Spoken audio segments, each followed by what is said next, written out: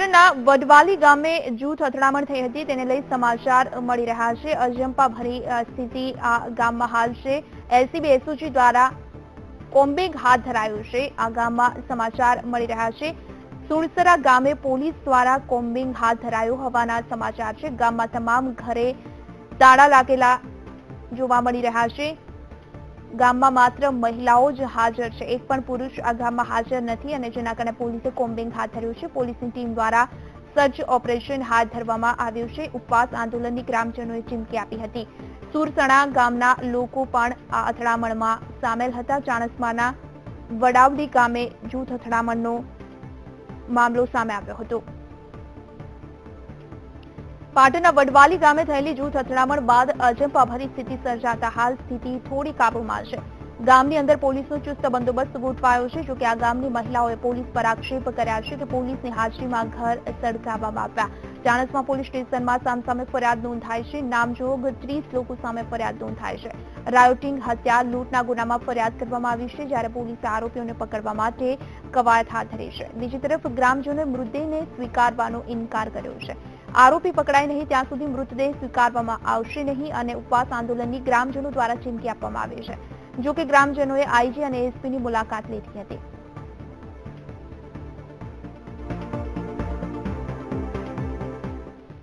ઘટનાની વિગત કંઈક એવી છે કે પરીક્ષા આપવા જઈ રહેલા વિદ્યાર્થીઓ વચ્ચે તકરાર થતા મામલો બિચકાયો હતો અને જેમાં શખ્સને ગોળી વાગતા તેને સારવાર અર્થે હોસ્પિટલમાં ખસેડવામાં આવ્યો। જો કે ચાલુ સારવાર દરમિયાન જ તેમનું મોત થતા મામલો વધુ ઉગ્ર બન્યો। જૂથ અથડામણમાં 10 થી વધુ લોકો ઘાયલ થતા પરિસ્થિતિ વધુ વણસી હતી અને આગ ચાંપીના બનાવો પણ બન્યા હતા।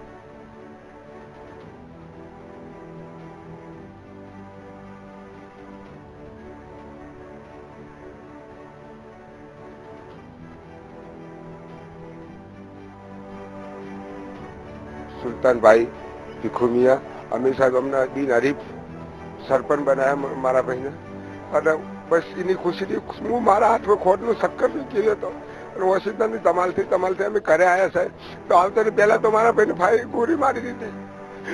બધું હડકાઈને બધા આખા પરામર રમાડ પમર કરી નાખ્યું। સામાન્ય વાતમાં કોઈ બીજી વાત નહીં। એક નાનો છોકરો નિહાળની અંદરમાં લડ્યો હશે અને બાજુના ગામડાવાળા આયા જે વર્ષોથી અમારો સંબંધ છે પાછો એવો તો કોઈ દુશ્મની ના કરે એવા સંબંધો આવીને અમારું રમાડ પમર આખા પરામાં અમને પચાવર પાછળ કરી દીધા। કોઈનું નેટ મજૂરી કરીને ભેગું કરેલું વસ્તુ અમારું બધું ખાક કરી નાખ્યું। મને કોઈને જમવા બવાની મેં વ્યવસ્થા કરી, કોઈ જમવાનું કોઈ રહ્યું નહોતું। ઘર બર બાળી નાખ્યો ગાના એટલે અમે જમવાની વ્યવસ્થા કરતા હતા। પછી લોકો કે અમે બનાવી દીધી છે તો પછી અમે એની ખબર અંતર પૂછી આવ્યા। એકતાથી રહેતા હતા અને અકસ્માત કારણના કારણે અને જાનમાલની નુકસાની અને ઘર મકાનોની નુકસાની થયેલ છે એ નુકસાની ભરપાઈ થાય એવી અમારી માગણી છે। ગુનેગારોને સજા મળે એવી અમારી માગણી છે। ત્યાં સુધી અમારા ગામજનો મુસલમાન ભાઈઓ છે એ એમ કે છે કે જ્યાં સુધી અમને ન્યાય ન મળે ત્યાં સુધી અમે અહીંયાથી ડેડ બોડી ઉઠાવવાના નથી। તમે ગામના સરપંચ છો, આ લોકો ન્યાય અપાવવા માટે શું કરશો? ન્યાય અપાવવા માટે જેટલું બને એટલો અમે પ્રયત્ન કરીશું।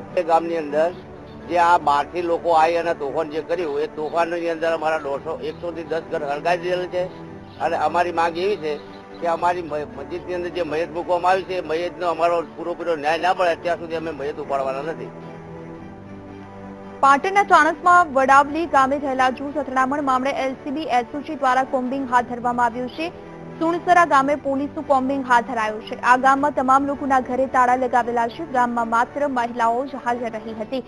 પોલીસની ટીમ દ્વારા સર્ચ ઓપરેશન હાથ ધરાયું હતું। અથડામણમાં સુણસરા ગામના લોકો પણ સામેલ હતા, જેને લઈ પોલીસનું કોમ્બિંગ હાથ ધરવામાં આવ્યું હતું। વડાવલી ગામ જે ગઈકાલે જૂથ અથડામણ થઈ હતી, સુણસણ ગામની જે વાસીઓ હતા તેમની સાથે આ જૂથ અથડામણ હતી, જેને લઈને અત્યારે પોલીસનું જે કોમ્બિંગ શરૂ કરવામાં આવેલું છે। તમે દ્રશ્યોમાં બી જોઈ શકો છો કે પોલીસે સમગ્ર ગામની અંદર જે હાલ કોમ્બિંગ શરૂ કર્યું છે। ઉચ્ચ અધિકારીઓ સાથે થઈને એસઆરપી ટુકડી સાથે આ જે કોમ્બિંગ હાથ ધરવામાં આવેલું છે। મહત્વની વાત છે કે જે હાલ જે સમગ્ર જે ઉચ્ચ અધિકારીઓની જે મિટિંગ મળી હતી તેની અંદર જે નક્કી કરવામાં આવ્યું છે કે જે સુણસર ગામ છે તદુપરાંત જે આરોપીઓના જે નામ સામે આવેલા છે તે લોકોને પકડવા માટેની તજવીજ હાથ ધરાઈ છે। ત્યારે હવે જોવાનું રહેશે કે આ જે સુણસર ગામ ખાતે જે હાલ કોમ્બિંગ હાથ ધરાયું છે અને જે આરોપીઓ તરીકે જે નામ સામે આવેલા છે તે લોકો ક્યારે પોલીસ પકડમાં આવશે। કેમેરા પર્સન હિતેશ સુતરિયા સાથે મયુર મેવાડા, વીટીવી ન્યૂઝ, સુરસણ ગામ. જે રીતે ચાણસ્માના ગામમાં જૂથ અથડામણ થઈ હતી, એક વ્યક્તિનું મોત પણ થઈ ચૂક્યું છે. ગામમાં હાલ અજંપાભરી સ્થિતિ છે. તો બીજી તરફ બાજુમાં આવેલા સુનસરા ગામમાં પોલીસ દ્વારા કોમ્બિંગ હાથ ધરાયું છે. આ અંગે વધુ માહિતી સાથે સંવાદદાતા મયુર મેવાડા અમારી સાથે લાઈવ જોડાઈ ગયા છે. મયુર, જે રીતે વાત કરવામાં આવે, ખાસ કરી સુનસરા ગામમાં પોલીસે હાલ કોમ્બિંગ હાથ ધર્યું છે. એવી પણ માહિતી સામે આવી છે કે આ ગામમાં તમામ ઘરે તાળા લાગેલા છે અને ઘરમાં માત્ર મહિલાઓ છે, એક પણ પુરુષ ગામમાં હાજર નથી. કેટલા આરોપી આ ગામના સામે આવ્યા છે? કેટલા આરોપીઓના નામ સામે આવ્યા છે?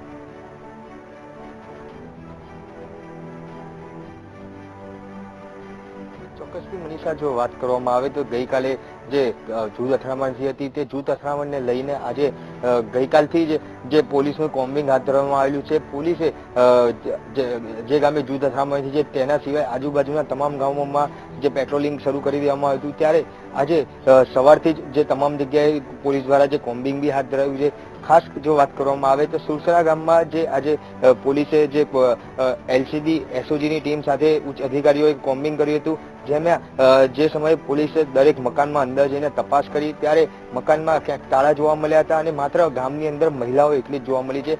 જે જેટલા બી ગામમાં પુરુષો છે તમામ પુરુષો કોઈ બી ગામની અંદર હાજર જોવા મળ્યા નથી. જે હાલમાં જો વાત કરવામાં આવે તો પોલીસે આ સમગ્ર ઘટના છે તે જેમાં આરોપીના જે નામજોગ ફરિયાદ કરવામાં આવી છે તે આરોપીને પકડવા માટેની જે આ કોમ્બિંગ હાથ ધરાયું હતું. પરંતુ મહત્વની વાત છે કે જે કોઈ બી હજી સુધી હાથમાં આવ્યું નથી. ત્યારે જે સૂત્રો દ્વારા એક મળતી માહિતી પ્રમાણે હાલ જ જે વાત મળી છે કે જે ગામમાં જ્યાં જૂથ અથડામણ થઈ હતી તે ગામમાં જે એક વ્યક્તિનું મોત થયું હતું તે વ્યક્તિની ડેડ બોડી સ્વીકારવા માટે ગ્રામજનો તૈયાર થઈ ગયા છે. જે વ્યક્તિ જે યુવકનું જે મોત થયું હતું તેની જે કહેવાય કે નનામી જે અત્યારે નીકાળવામાં આવી રહી છે. પોલીસ દ્વારા પોલીસ સાથે જે મંત્રણા થઈ હતી તે પ્રમાણે પોલીસે એક બાહેધરી આપેલી છે કે જે આરોપી છે તેને કોઈ બી હિસાબે છોડવામાં નહીં આવે, કોઈની બી આની અંદર રહેમદિલી રાખવામાં નહીં આવે, કોઈની ભલામણ બી નહીં રાખવામાં આવે. તમામ લોકો સામે કડકમાં કડક કાર્યવાહી કરવામાં આવશે. તમામ લોકો સામે રાયોટિંગ, લૂંટ અને હત્યાના ગુના દાખલ થયેલા છે. ત્યારે પોલીસે જે આરોપીઓ છે તે લોકોને પકડવા માટેની કવાયત શરૂ કરી છે. ત્યારે ગ્રામજનોએ પોલીસની આ વાતને માન્ય રાખી અને જે ડેડ બોડી સ્વીકારવા માટેનો જે ઇનકાર કરી રહ્યા હતા તે ડેડ બોડી સ્વીકારીને હાલ તેની જે અંતિમ વિધિ છે તેના માટેની પ્રક્રિયા શરૂ કરવામાં આવી છે. બિલકુલ મયુર, કહી શકાય કે ડેડ બોડી સ્વીકારી લીધી છે, અંતિમ વિધિની તૈયારીઓ થઈ રહી છે. ખાસ કરી વડવાલી ગામમાં હાલ કેવી પરિસ્થિતિ છે? પોલીસનો બંદોબસ્ત હાલ ગોઠવાયો છે કે નહીં? કારણ કે બીજી વખત આ પ્રકારની ઘટના હાલ ના ઘટે એક બે દિવસની અંદર, કારણ કે પોલીસે બાજુના ગામમાં પણ જે રીતે કોમ્બિંગ હાથ ધર્યું છે તેને જોતા.